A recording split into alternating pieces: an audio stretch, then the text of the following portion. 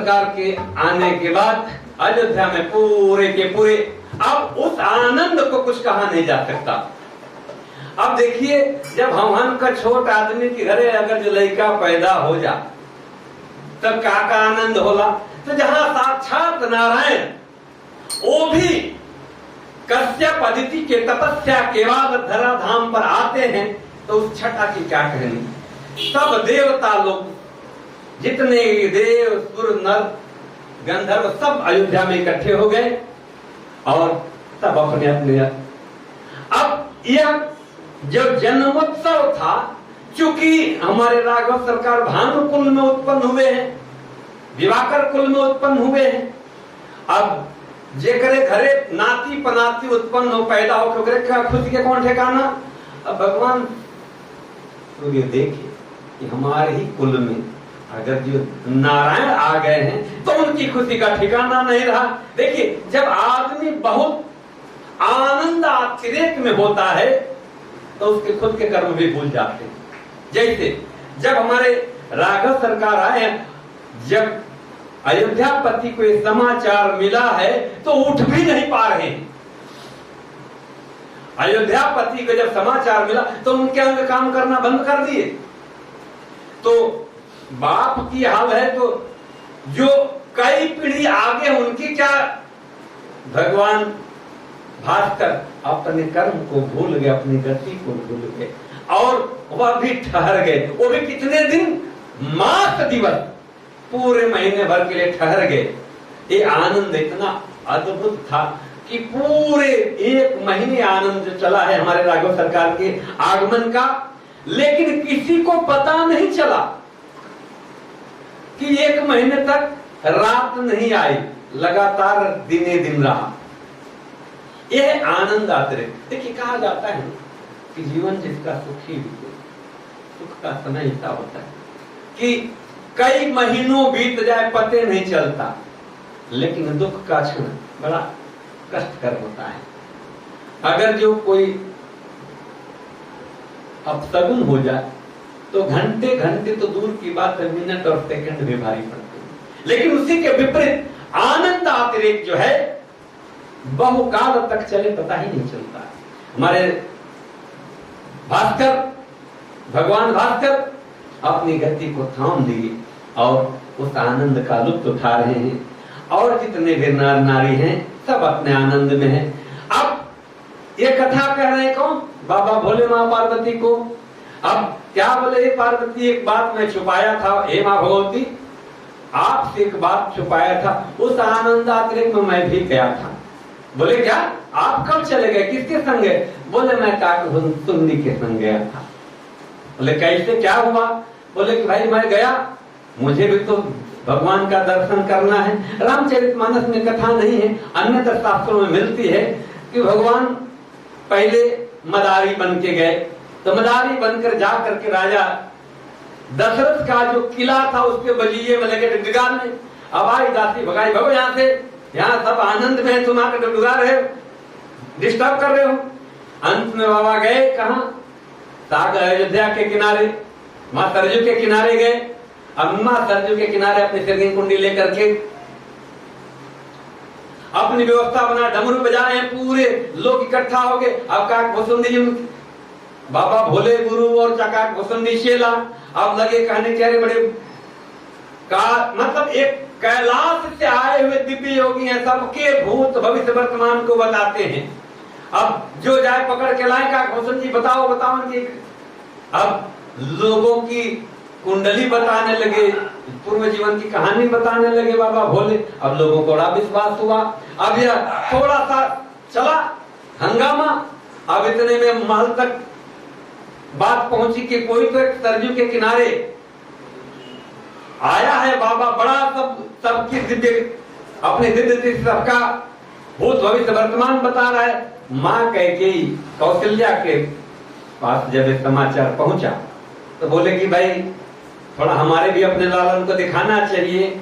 अब देखिए, उसी समय एक दासी के सेविका के रूप में एक आ रहे थे अपने बच्चे को लेकर, उसको भी काकभूषण चलो चलो बताओ अब आपके बच्चे को। अब ये बात जब सेविका देखी अपने बच्चे का दिखाई और उसके बाद फिर बच्चे को लेकर महल में गई और माँ कहे कौशल्या से बोले अरे बहुत दिव्य योगी आए हैं जो भूत भविष्य वर्तमान सबका सब बता रहे हैं। माँ कहे कौशल्या बोली कहते जाइए तभी देर किस बात की, उनको भी बुला लाइए अपने लाला की देखें। अब जब लाला की देखने की भूत भविष्य की बात आई तो चल दिए। अब वह दासी गई लेकर के बाबा भोले को आ रही है। एक कथा रामचरितमानस जी में नहीं, अन्यत्र शास्त्रों की कथा है। तो अब जब लेके आए तब काकभूषुंडी जी देखिए भगवान राजा दशरथ चक्रवर्ती सम्राट है, उनके राजभवन में सबको प्रवेश नहीं है। अब जब दासी लेके आई तो दो गुरु चेला बोले कि अच्छा इसमें देखता कौन है? हाँ तो गुरु जी देखते हैं। बोले ठीक है गुरु जी को भेजो, चेला को बाहर बिठा दो। अब भगवान बोले हंस रहे काकभूषुंडी की चलो भाई चेला हो तुम बाहर में बैठ के इनको पूरी मिठाई खिलाओ भाई, थोड़ा सा आनंद करें। अब देखिए अब उसके बाद काकभूषुंडी जी बोले ठीक है ऐसा करेंगे तो हम पोल खोल देंगे, आप कौन है? बोले नहीं नहीं भाई इतना मत करो, ठीक है। बोले कि क्या करोगे? अच्छा तो हथवा जो देखने का होता है, मेरी नजरिया कमजोर होती, चेलवा चाहिए।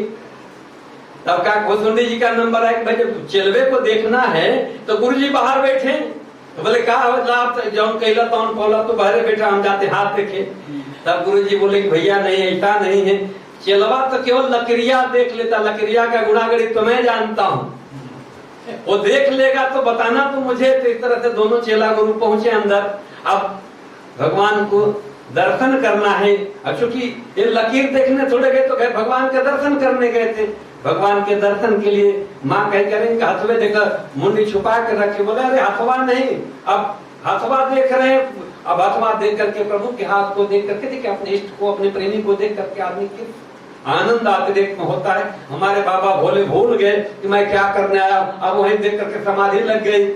अब समाधि लग गई तब माँ का सेविका से बोले कि क्या वो किसको उठा लाई, तो सो रहा है देख करके। बोले नहीं नहीं वो दिव्य बाबा है कोई बात नहीं।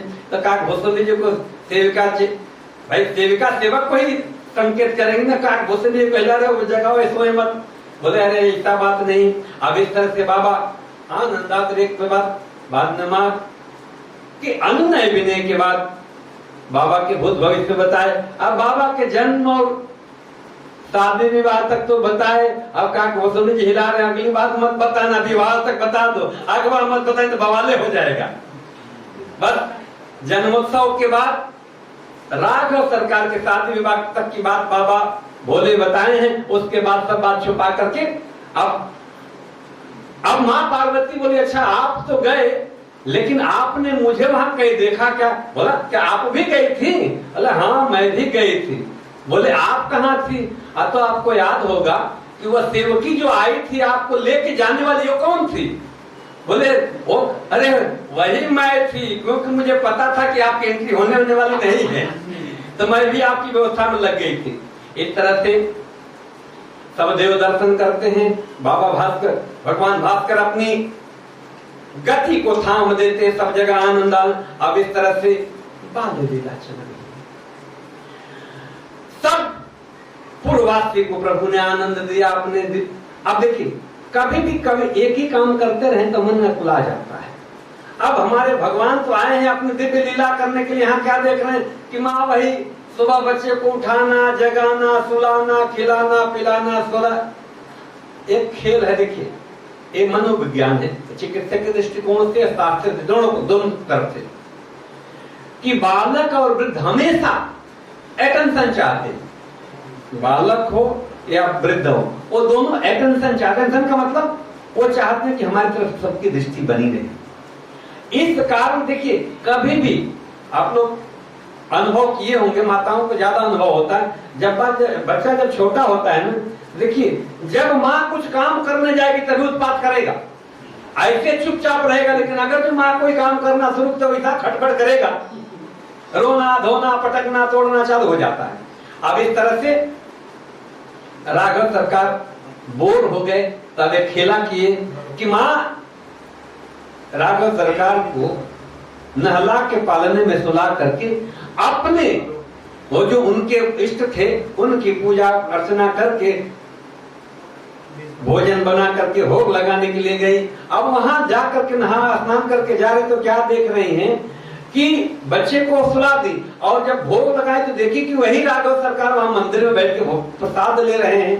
अब माँ के मन में हुआ कैसा कैसे यार, हम तो अपने बच्चे को सुलाई थी पालने में, फिर उधर से आकर के पालने की तरफ देख रही हैं। अब पालने की तरफ देख रही हैं, फिर माँ के मन में संदेह भय हुआ। और उस समय भगवान अपने दिव्य रूप का दर्शन कराते हैं माँ को। रोम रोम में ब्रह्मांड अनंत शिव, ब्रह्मा विष्णु शिव भगवान राम की अर्चना में अनेकों अनेक सरिताएं पहाड़ समुद्र दिख रहे हैं। अब यह देखकर माँ भयभीत हो गई। राघव सरकार ने हंसते हुए फिर अपने बाल स्वरूप को धारण किया और आकर के अपने पालने में वैसे ही मुस्कुरा रहे हैं। अब मुस्कुरा रहे हैं, माँ घबरा रही है। बाबा को बांध अब समझाए कि माँ घबराओ मत। यही अब देखिए, जब कभी अनपेक्षित चीजें आपको दिख जाए तो मन घबराने लगता है, भले कोई कितना भी करे भी क्यों न करता। जैसे अभी अनपेक्षित चीज थी, अपेक्षा नहीं है कि भाई अब राम कथा चले कहाँ आना चाहिए कि कहाँ रहना चाहिए। अब इस तरह से भगवान बहुरूप में बहुकाल तक बाल लीला की, अपने यार मित्र प्रेमियों को सबको आनंद देते हुए बाल सुबह अपने नित्य क्रिया में लगे हैं। अब आगे कथा कुछ इस तरह से है कि एक बालक को देखिए, यहां यह कथा बाल लीला हम गृहस्थों के लिए, विशेषकर बच्चों के लिए बड़ा ही इसको ये समझ लें कि यदि इस कथा को ध्यान से सुना और समझा जाए, विशेषकर बाल, तो अपना जीवन यही से मंगलमय शुरू होता है। अब देखिए, आज हम सनातन धर्मियों में एक बड़ी असुविधा है।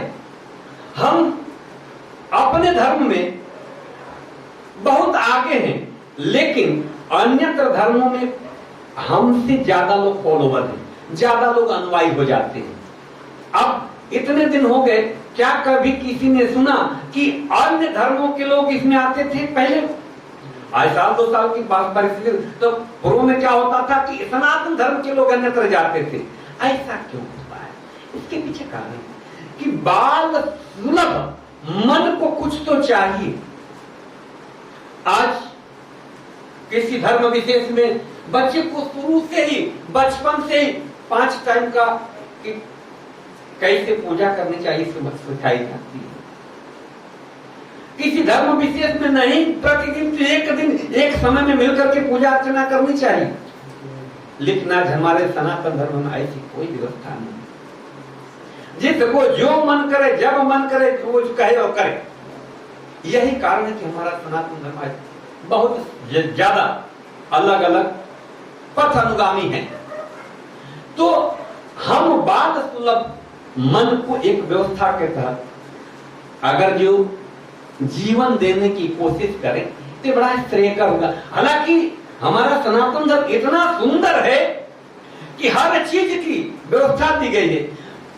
अन्यत्र धर्मों में तो कहीं कुछ चीज की एक एक व्यवस्था दी गई, हमारे सनातन में तो सुबह उठने से लेकर शाम सोने तक की व्यवस्था है। अब पहले हम सुबह उठे, बिस्तर से उठते ही हमारे लिए मंत्र है। पहला मंत्र, जब उठे तो मां धरती पर चरण स्पर्श करने के पहले अपने हाथ को दे करके मंत्र की व्यवस्था है। कराग्रे बस्ते लक्ष्मी, कर मध्य सरस्वती, कर मूले श्री ब्रह्माया श्री गोविंद। देखिए, जो जिसका इष्ट है उसके हिसाब से इसमें बदलाव करते। कर मूले श्री ब्रह्मा, प्रभाते कर दर्शनम। पहला काम क्या होना चाहिए? उठ करके। लेकिन आजकल क्या होता, हमन की व्यवस्था इतना बढ़िया बना कि पहले बेड टी लाओ कि भाई विकास हुआ कि विनाश हुआ समझे में नहीं आ रहा है। और ये बेड टी पीने वाले अपने को एडवांस समझते हैं। आज जो अगर जो कराग्रे बस्ते लक्ष्मी कर्म दे, उसको बोलेंगे अरे he is too old, he is non fashion. अब अगर जो भाई दे चाय पिला तो बोलते it's so cool. What is this यार? What is this? I am doctor, I am gone through the all various process of the life. लेकिन मैंने तो ऐसा नहीं देखा। आज हम कथा में है, हमने डॉक्टरी पढ़ी लेकिन ऐसा तो नहीं देखा। लेकिन आजकल 8वीं में पढ़ा था, 10वीं में पढ़ा था, 12वीं में पढ़ा था, कूल बनना है। काहे के लिए? कि भगवान से जितना दूर उतना ही कूल। अरे कूल नहीं, कर्म फूटा हुआ है आपका। आज मेरे राघव सरकार जो इष्ट हैं, देवादिदेव महादेव के भी इष्ट हैं, वो बाल 16 स्वभाव में, और हम लोग एडवांस स्वभाव में जीते हैं। मैं व्यासपीठ के माध्यम से युवा वर्ग से आग्रह करूंगा कि जो भी कर्म करें अपने सनातन संस्कार को जीतने की कोशिश करें, और यदि जीवन में कुछ विकास चाहते हैं, मैं किसी धर्म, किसी राजनीतिक पार्टी का, किसी दल का समर्थक नहीं हूं, लेकिन देखिए जिस भी सत्ताधीश ने धर्म का अवलंबन लिया है, आज उसका इतिहास उठा के देखिए। एक सत्ताधीश हुए हैं जिस प्रदेश से हम लोग आते हैं, और एक सत्ताधीश है केंद्र में। देखिए इसके पहले भी सत्ताधीश हुए, आज भी सत्ताधीश हैं। लेकिन इतिहास अगर जो कहीं बनेगा तो किसका नाम लिया जाएगा, आपको बताने की जरूरत नहीं है। अब देखिए, चलिए हम सब आनंद मिले। अब राघव सरकार बच्चे हैं, तो बच्चे का स्वभाव क्या होता है? अब हम लोग क्या करते हैं कि अपने मित्रों से, परिवार से दूर होकर जीने की कोशिश करते हैं कि हम पर कोई स्वच्छंदता ना हो। लेकिन हमारे राघव सरकार जब भी कहीं करते तो छोटे भाइयों और मित्रों के साथ आते जाते, अकेले नहीं आते जाते, अकेले कुछ नहीं करते। अब खेलने के लिए देखिए, जब हमारे राघव सरकार खेलने जाते तो कहां जाते? अयोध्या तो आप लोग गए ही होंगे, जो नहीं गए हों पुनः कोशिश करिए जाने की, क्योंकि हम उन्हीं की संतति हैं। बजुए में सरजू जी है, मात्र लगभग 700 मीटर पे। तो अब हमारे राघव सरकार खेलने जाते हैं 30 नंबर पे। सरजू के तीर आज खेले रघुनंदन बबुआ, सरजू के तीर आज खेले रघुनंदन बबुआ, सरजू के तीर आज खेले रघुनंदन बबुआ, सरजू के तीर आज खेले रघुनंदन बबुआ, सरजू के तीर आज खेले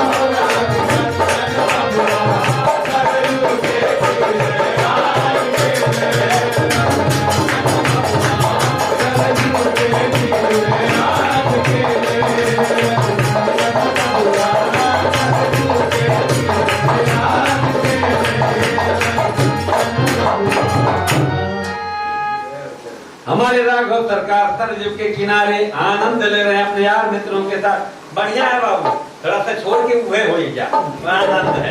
क्या होता है, बहुत जरूरी है। अब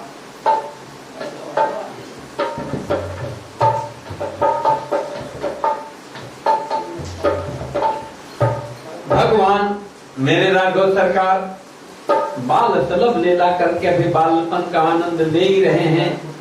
अब इसी समय ऋषि महर्षि, देखिए लोग कहते हैं साधु को नीति में नहीं पढ़ना चाहिए। अरे भाई, गृहस्थ अपने काम धाम में लगा हुआ है, गृहस्थ अपने काम धाम में लगा हुआ है, व्यापारी अपने काम धाम में लगा हुआ है, राजनीतिज्ञ अपने काम धाम में लगा हुआ है, तो खाली कौन है जो समाज के बारे में सोचे भाई? अरे खाली तो साधु में बैठा है जो सोचेगा कुछ। वो जो सोचेगा जगत कल्याण के लिए सोचेगा। तो यह जो नीति थी कि भाई साधु को समाज के बारे में बात नहीं करनी चाहिए, ये नीति ही नीति। सनातन धर्म की तो परंपरा है। ए बेटा, बड़ा ऐसा कर लो, तुम क्या हो जाएगा, रास्ता बन जाए। तो बीच में कभी कथा सुनने वालों को आगे से नहीं गुजरना, पीछे से जाना चाहिए। आप लोग आगे बढ़ जाइए साइड में, हाँ, और उनको आने जाने का रास्ता दे दीजिए। कारण क्या होता है, भगवान की भक्ति इससे बड़ा कोई काम नहीं भैया। हाँ, अब इस तरह से हमको हमेशा जीवन में यदि आप युवाओं को कुछ करना है तो बिना भक्ति कुछ कर नहीं पाओगे, ध्यान रखना। लोग कहते हैं कि नहीं ऐसा थोड़ा नहीं। अगर जो आप महापुरुषों का चिंतन करें जो वर्तमान जीवन प्रणाली में सर्वोच्च अवस्था को प्राप्त किए, आप लोगों ने सुना होगा डॉक्टर अब्दुल कलाम साहब का नाम। वो कितने आध्यात्मिक हैं, आप उनकी जीवनी उठाकर पढ़ें। आपने सुना होगा एल्बर्ट आइंस्टीन, आप कितने आध्यात्मिक, उनका नाम पढ़ने के साथ साथ उनकी जीवनी पढ़िए। गजब के आध्यात्मिक लोग होते हैं। जिसके जीवन में मन की एकाग्रता नहीं होगी क्या समाज को देगा भाई? आज जब तक आप ध्यान भजन सत्संग नहीं करेंगे तब तक आपका मन ही शांत नहीं होगा, उत्पात में लगे रहेंगे। जिससे आजकल का युवा लगा हुआ है, इतना उत्पाती हो गया कि पता लगा आत्महत्या कर ले रहा है। तो हम जितने आध्यात्म से जुड़ते हैं उतना हमारा जीवन श्रेयकर होते जाता है। देखिए परंपरा जो रहे, आज जब राघव सरकार पूरे जो कुछ भी आयत मान करे सब काजा, माता पिता के आदेश को मान करके सब काम करते हैं। यह तो पता लगे बाप चाहता हूं कुछ है, बेटवा कुछ है करता हूं, दुर्भाग्य है आप सबका। सनातन धर्म के लोगों का दुर्भाग्य है। यही कारण है कि आज अब देखिए, जिस वेद को, जिस शास्त्र को, जिस पुराण को की विधाओं को पढ़ करके बड़े बड़े रिसर्चेज हो रहे हैं। आप लोगों ने सुना होगा कि जितने भी रिसर्चेज हैं उनके पीछे कहीं न कहीं हमारे शास्त्रों का कोई न कोई योगदान है। हमारे साथ क्यों नहीं ऐसा हो रहा है? आज इन विधाओं को, ऋचाओं को, पुराणों को पढ़कर विदेश के लोग काम कर रहे हैं और हम उनका अनुसरण कर रहे हैं। ऐसा क्यों? क्योंकि हम अपनी सनातन परंपरा को भूल गए हैं। जो पुत्र अपने जीवन में कुछ करना चाहता है उसको अपने माता पिता, अपने गुरु के शब्दों को अक्षरशः मानना पड़ेगा। जैसे राघव सरकार ने क्या किया, जो भी काम, और उनके इस कर्म से उनके माता पिता, उनके पिता बड़ा आनंदित होते हैं। भगवान जब गुरु दरबार में गए तो अल्पकाल विद्या सब पाई। अल्पकाल, बहुत थोड़े समय में ही सब विद्या प्राप्त कर ली। और उसके बाद जो हमको करना चाहिए, सनातन धर्म की जो परंपरा है, प्रातः काल उठ के रघुनाथा, मातु पिता गुरु नावई माथा, माता पिता और गुरु की पहले उठ करके माता पिता और गुरु के आदेश का पालन करते हैं। हम लोग क्या करते हैं कि अगर जो बाप जगा दे तो अरे क्या किटकिट करके बैठे को दे लो। दुर्भाग्य है इससे लोगों का, इससे युवाओं का दुर्भाग्य है। यही कारण है कि आज का युवा वर्ग सिर्फ और सिर्फ नौकर बन के रह गया है। आज हमारी पूरी शिक्षा प्रणाली और हमारी जो मानसिकता है गुलाम बनने की हो गई है। यही कारण है कि इन्हीं कारणों से आज हमारा सनातन धर्म के फॉलोअर अपना धर्म देश इतने सालों तक गुलाम रहा, क्योंकि हमने मानसिकता बना ली कि वह केवल, अरे भैया धर्म आपको कहां लेके जाना चाहे और आप कहां जाना चाह रहे हैं। अब इस तरह से हमारे राघव सरकार अपने कर्म से माता पिता और पूर्व के लोगों को आनंद देते हैं और माता पिता गुरु के वचनों का अक्षरशः पालन करते हुए अपने बालकपन का आनंद ले रहे हैं। इसी समय देखिए अब गुरु विश्वामित्र जी जो ऋषि परंपरा में उस समय सर्वोत्कृष्ट थे, ध्यान करके क्या देखे कि इस धरती के रक्षक आ गए हैं। अब जब उनको पता चला कि आ ही गए हैं, तब चलिए जब आ गए हैं तो जिस काम के लिए आए हैं उस काम के लिए उनको लाया जाए, क्योंकि भगवान अयोध्या में बालक खेल करने तो आए नहीं थे, अयोध्या का राज करने तो आए नहीं थे, वो आए थे यज्ञ रक्षा के लिए।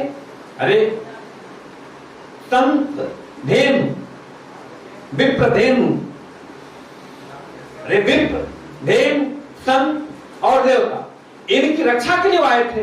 अब यहाँ रक्षा यज्ञ रक्षा के लिए प्रभु को लाने के लिए जब जाते हैं कहां पर, अयोध्या में, तो अयोध्या में जब विश्वामित्र जी पहुंचते हैं तो राजा दशरथ बड़ी ही सुसुर का अभिवादन करते हैं।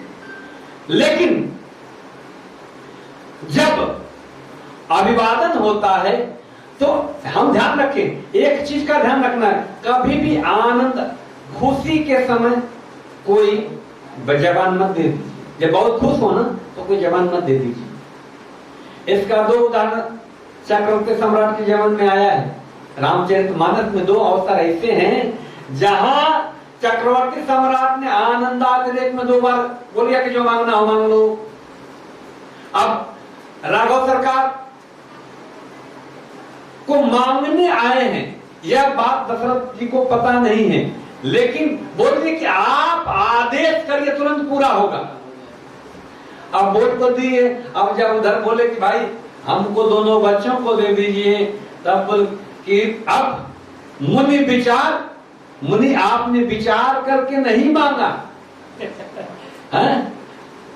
अरे ये तो मेरे चौथेपन में आए हुए आंखों के तारे, इनको मैं कैसे दे सकता हूं। अब पहले क्या बोले, आप केवल वचन दीजिए तुरंत पूरा होगा। अब क्या कर रहे हैं कि आपने मांग कर समझ करके कुछ नहीं मांगा। चलिए भजन के माध्यम से हम उसको समझने, विश्वामित्र जी को क्या कह रहे हैं कि विश्वामित्र जी को कह रहे हैं कि आप समझ करके विचार करके बात नहीं मांगे। अब चलिए भजन के माध्यम से इसको समझते हैं।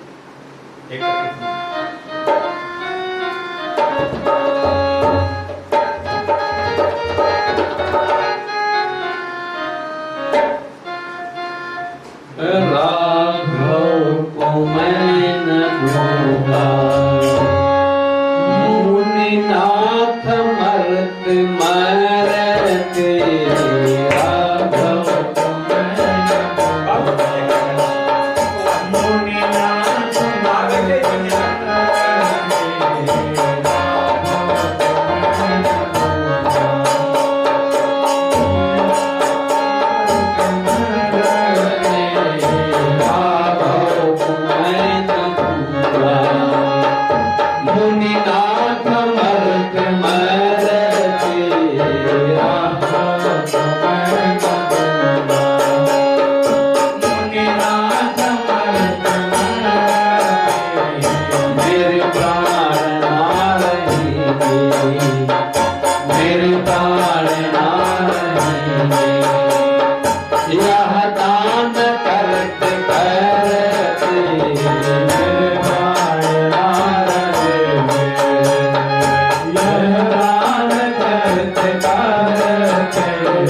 राघव को मैं न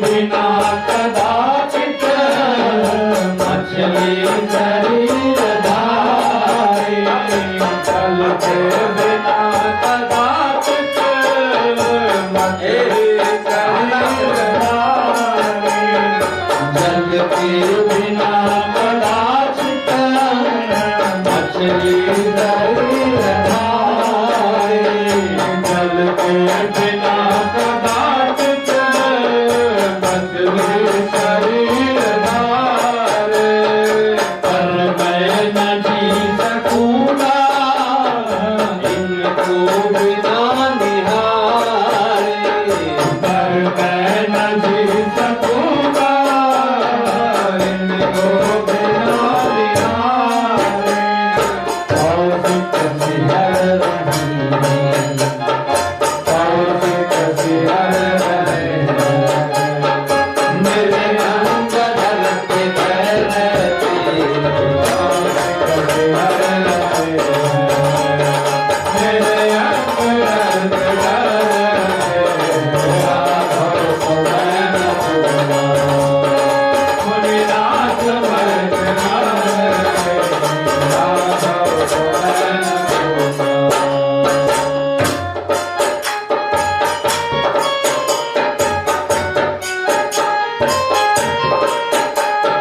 करयम चौथ वन में सुत चार मैं निपाए, करयम चौथ वन में सुत चार मैं निपाए, करयम चौजनों को रघुनंदन ने दिलाए, विधवा चुप जनों को रघुनंदन ने दिलाया, भोजन चकोरतन में, लोचन चकोरतन में, सब कान करते करते, लोचन चकोरतन में, सब कान करते करते, राघव को मैं न भूला, मुनिनाथ मर्द मरते,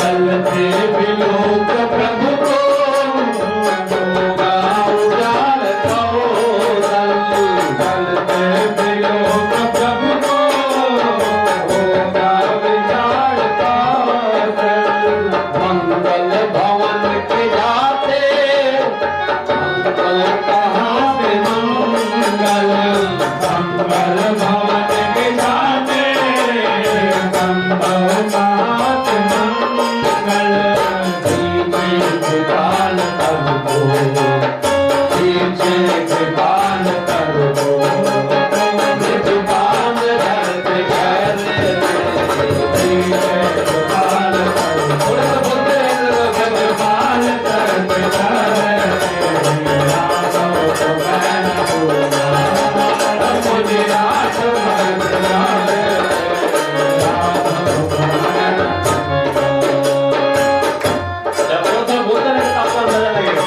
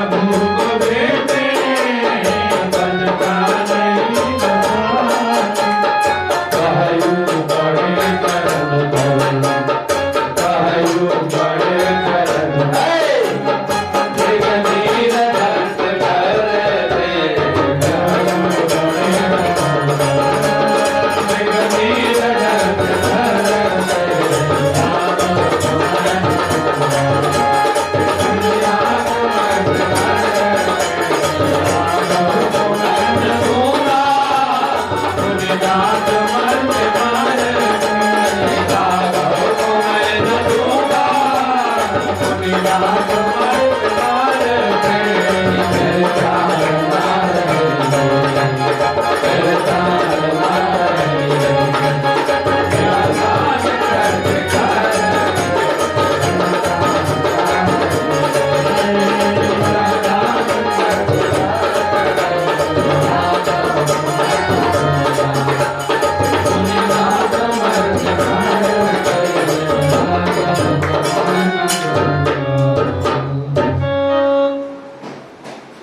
इस तरह से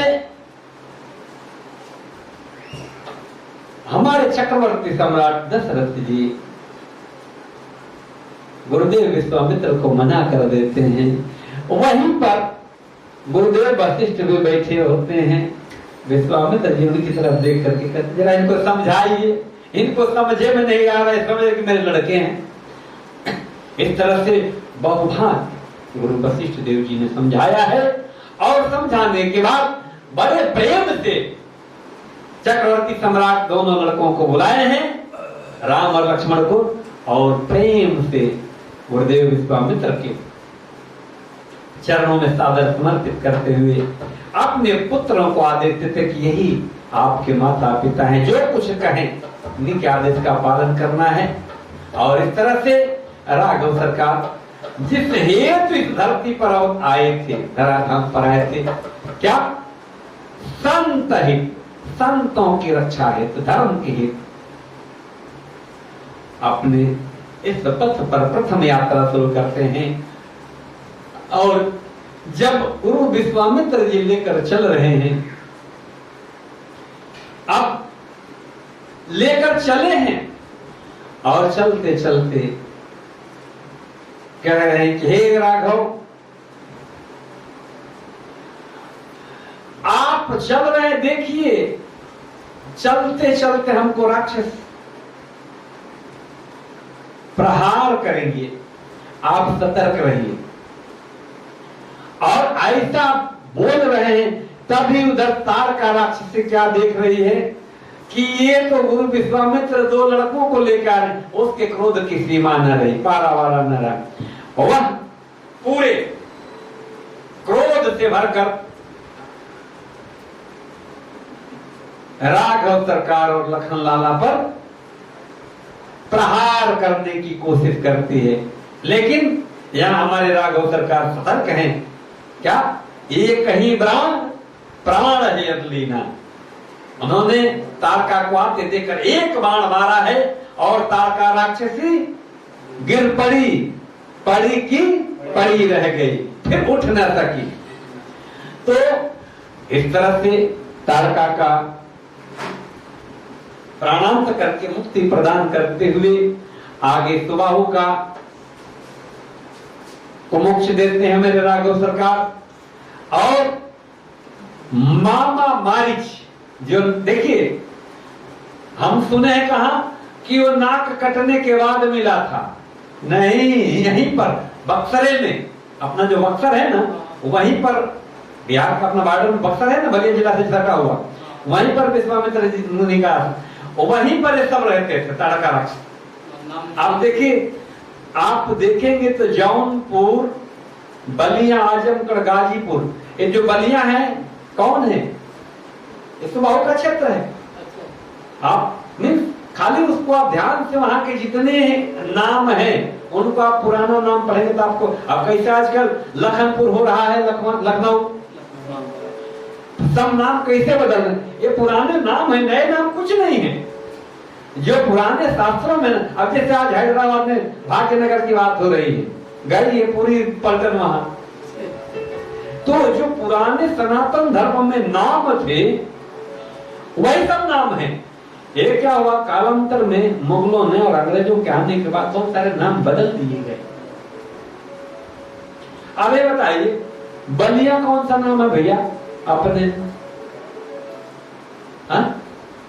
गाजीपुर कौन सा नाम हो सकता सनातन धर्म में? अरे गाजी कौन सा नाम है भाई, गाजी मुसलमान का एक पद है। ये सब मुगलों ने आकर के बहुत सारी चीजों को बदला है। अब इलाहाबाद, अल्लाहाबाद कौन सा नाम है भाई? हाँ, अल्लाह तो अपना सनातन धर्म का नाम है। अब आज बदला प्रयागराज हुआ। तो बहुत सारे जो नाम बदल रहे हैं उनके पीछे सनातन की परंपरा है। खैर, यह राजनीतिक बात है, इससे कई लोग कई बार पीड़ित हो जाते हैं, मैं क्षमा चाहूंगा, मेरा ऐसा कोई उद्देश्य नहीं। सनातन धर्म के जो अनुयायी हैं वो चीज को समझे कि वो कहां से हैं। अब वहां पर प्रभु ताड़का राक्षसी सुबाहु को तो मोक्ष देते हैं, लेकिन एक बिना फन के बाण से मामा मारिच को मारते हैं और वो जा करके गिरा कहां? पंचवटी में। उसको जिससे बाण में फन होता है, जो त्रिकोणा, जिससे बाप राघव सरकार बिना फन का बाण से मारे और वो तीर के बल से आकर के गिरा यहां पर नासिक पंचवटी में। तो इस तरह से हमारे राघव सरकार एक बहुत बड़े, आज की तारीख में जो MBA है, मैनेजमेंट गुरु। क्या होता है मैनेजमेंट?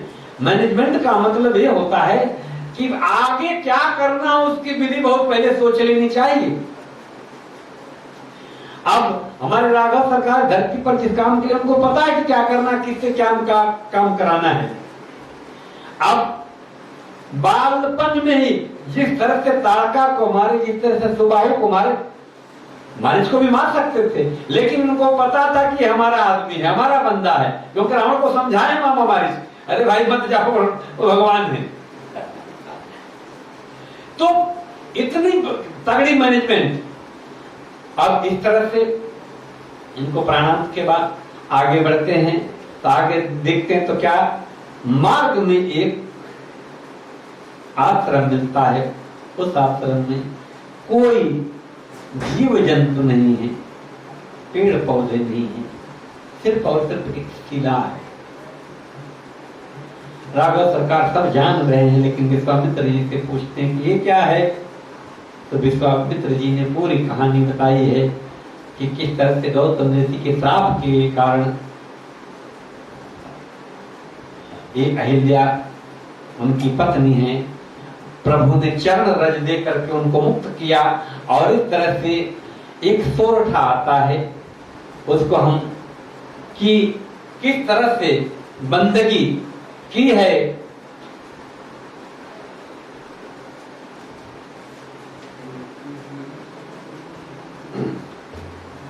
210 दोहा के आगे, गौतम नारी श्रापवत उपल देह धर धीर, चरण कमल रज चाहती कृपा करहूं रघुवीर। अब विश्वामित्र जी क्या कहें? ये गौतम की नारी है, श्राप के कारण यह पत्थर की देह धारण करी है। हे राघव सरकार, ये आपके चरणों का रज चाहती है। और इस तरह से राघव सरकार ने कृपा करके चरण रज के देते ही मां अहिल्या अपने शरीर में आ गई। अब आगे चली। पर तप्त पद पावन तो प्रकट भई तप पुंज सही,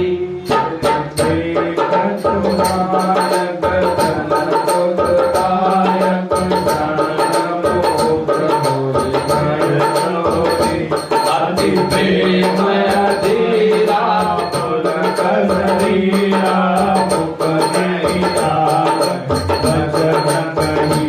अति जय भागी जुगल नयन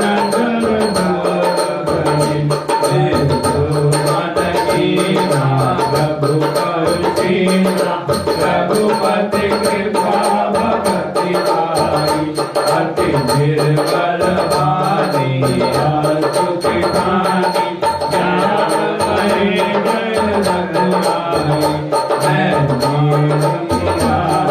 प्रभु जगपालन रावण रिपुजन संकटाई, विलोचन भय भय मोचन मुनि साप जो दीना बल कीना परमय अनुग्रह माना हे प्रभु हरि लोचन हरि भव मोचन शंकर माना विनती प्रभु मोरी मैमति गोरी नाथ नमा कौ पर आनी पद कमल परागा रसय अनुरागा अमय अनुभव निर्वाणा जय पद तुलसीता परम पुनीता प्रकट भय शिवसीत धरि गोरी पद पंकज जय पुलियर्क हम सिर धरयो विमान हरि यही भाग्य सिधारी गौतम नारी बार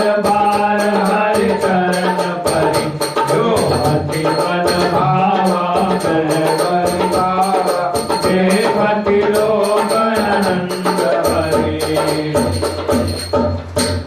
इस तरह से मां अहिल्या जो श्राप के वशीभूत पत्थर हो गई थी।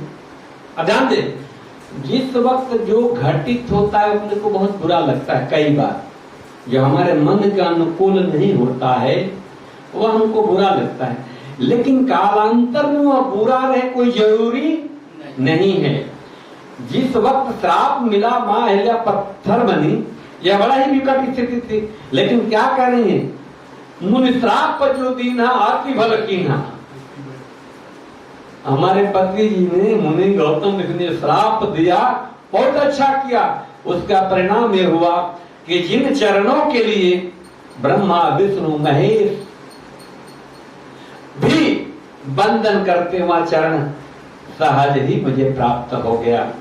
इस तरह से कभी कोई घटना घटे तो उस पर बहुत ज्यादा विद्रूप नहीं होना चाहिए। अब इस तरह से जब आश्रम में रहने के बाद आगे बढ़े अहिल्या के लिए, अहिल्या को देने के बाद अब यहां से जनकपुर का प्रस्थान। जैसे जब तारका सुबाहु और मारिच का वध होता, उसके बाद आश्रम में जाते हैं। आश्रम में प्रभु को भगवान राघव सरकार को गुरु विश्वामित्र अनेक तरह की शस्त्र दीक्षा मंत्र दीक्षा देते हैं और उनको एक विशेष आशीर्वाद देते हैं कि बिना भोजन के आप रह सकते हैं। अब यहाँ से आगे बढ़े तो मां अहिल्या का उद्धार। अब यहाँ से चलते हैं जनकपुर की तरफ। अब जनकपुर की तरफ चलते हैं। जनकपुर में जब पहुंचते हैं तो जनकपुर के पहले ही अपना आश्रम अपना निवास बना लेते हैं। प्रभु को लेकर के मुनि राज ठहर जाते हैं। जब यह संदेश राजा जनक को मिलता है तो राजा जनक आते हैं और राजा जनक राघव सरकार को देखते ही वह अपने वैराग्य को भूल जाते हैं और मुनि से पूछते हैं कि ये कौन है दो कुमार, कोई ऋषि पुत्र है कि किसी राजा के पुत्र हैं। अब यहाँ पर गुरु विश्वामित्र जी बताते हैं कि ये अयोध्या नरेश राजा दशरथ के पुत्र हैं। एक तरह से ले जाकर के और उनके लिए उत्तम निवास की व्यवस्था की जाती है और वहां पर गुरुदेव भगवान की सेवा में दोनों भाई लगे रहते हैं। अब एक दिन की घटना, राघव सरकार लखनलाल को आगे करके नगर देखने की जो उनके अंदर उत्कंठा थी, अब नगर देखना है। आगे की कथा हम कल करेंगे। आज लाइए आरती करते हैं।